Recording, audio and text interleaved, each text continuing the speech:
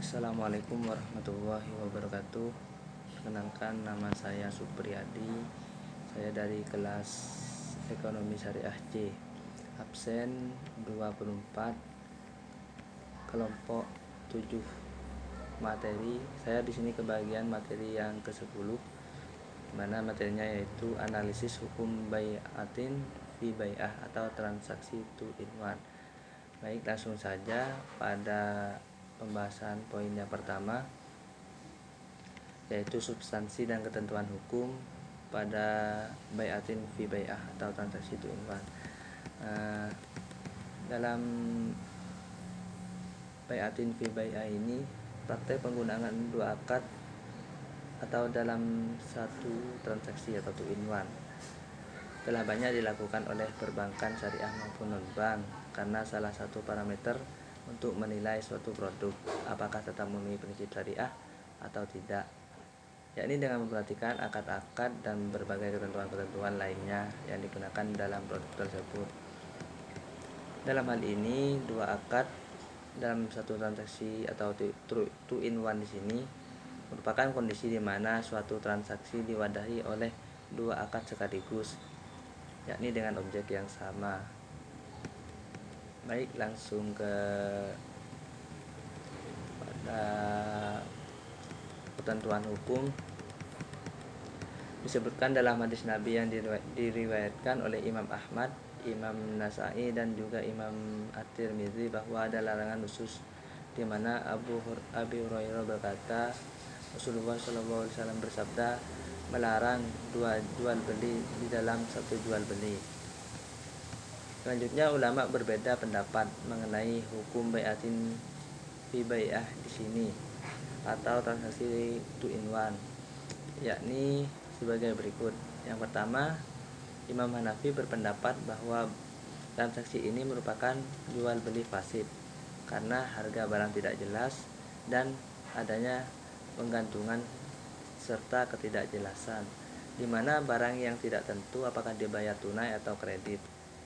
Jika harga barang tersebut ditetapkan dan diterima pada salah satu pilihan, maka transaksi tersebut menjadi sah. Selanjutnya, pendapat Imam Syafi'i dan Imam Hambali sepakat bahwa transaksi tersebut batal karena dianggap mengandung unsur gharar dengan sebab adanya ketidakjelasan di dalamnya. Sedangkan dari pendapat Imam Malik, transaksi bai'atin fi bai'ah ini merupakan transaksi yang sah dan dianggap sama dengan transaksi jual beli yang memberikan pilihan kepada pihak pembeli. Akan tetapi, Tawus dan Hakam dan Ahmad berpendapat bahwa bai'atin fi bai'ah diperbolehkan apabila dalam transaksinya salah satu dari kedua belah pihak yang bertransaksi ini saling ridho atau ridho salah satunya. Baik, beralih pada poin yang kedua, yaitu ta'alluq dalam akad. Ta'alluq di sini merupakan keterkaitan pada akad bai'atun fi bai'ah atau akad yang terkait pada bai'atun fi bai'ah. Yang pertama, multi akad atau 2 in 1 tadi antara akad salaf dan jual beli, di mana Nabi melarang multi akad antara akad jual beli salaf dan jual beli. Larangan ini disebabkan karena upaya mencegah sad az-zaniyah, jatuh kepada yang diharamkan berupa transaksi ribawi. Sedangkan jumhur ulama juga melarang praktik multi akad ini, yakni karena terjadinya perhimpunan akad jual beli dengan pinjaman apabila dipersyaratkan. Jika transaksi multi akad ini secara tidak sengaja, maka diperbolehkan karena tidak adanya rencana untuk melakukan qard yang mengandung riba. Yang kedua, multi akad antara qard dan hibah kepada pemberi pinjaman atau mukrib, di mana ulama bersepakat mengharamkan qard yang dibarengi dengan persyaratan imbalan,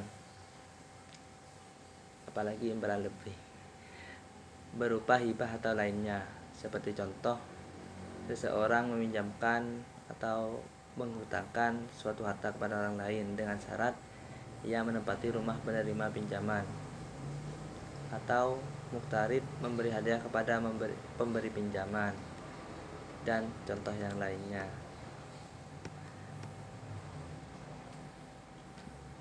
Beralih pada poin yang ketiga, makosid dan contoh praktik pada bai'atin fi bai'ah atau 2 in 1.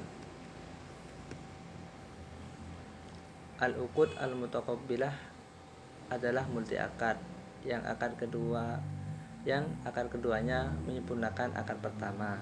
Artinya, akad yang pertama bergantung dengan akad lainnya.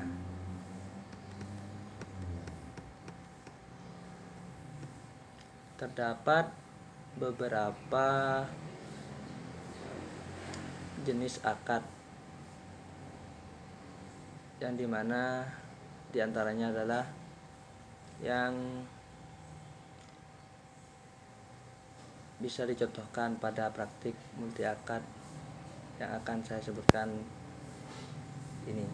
Yang pertama, akad tabarru, yaitu dengan syarat akad muawwadah atau sebaliknya. Yang kedua, ada akad muawwadah dengan syarat akad muawwadah.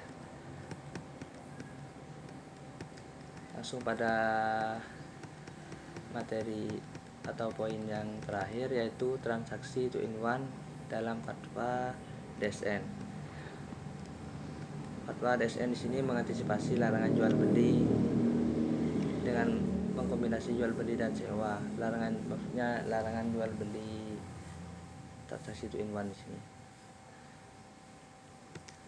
DSN MUI seringkali menegaskan bahwa suatu akad tidak boleh dikaitkan dengan akad yang lain.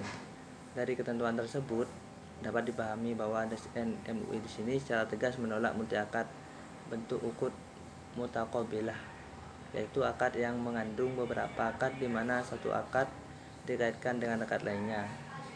Karena pemberlakuan akad secara ganda atau multi akad merupakan suatu keniscayaan. Misalnya, untuk pemberlakuan rahan akan selalu terangkai dengan kod atau transaksi yang tidak tunai lainnya.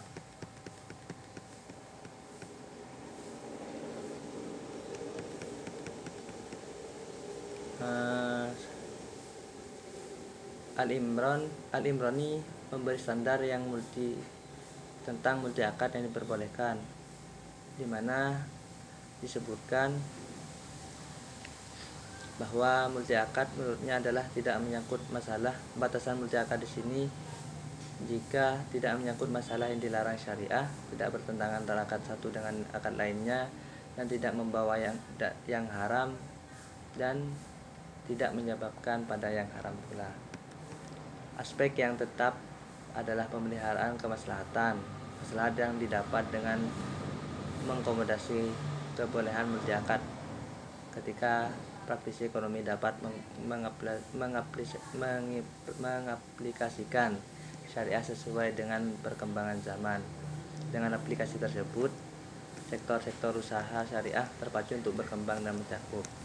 Sebaliknya, apabila multi akad tidak diperbolehkan, maka sektor-sektor usaha dengan sistem syariah dapat mengalami kesulitan atau kendala. Demikian presentasi dari saya, kurang lebihnya saya mohon maaf. Assalamualaikum warahmatullahi wabarakatuh.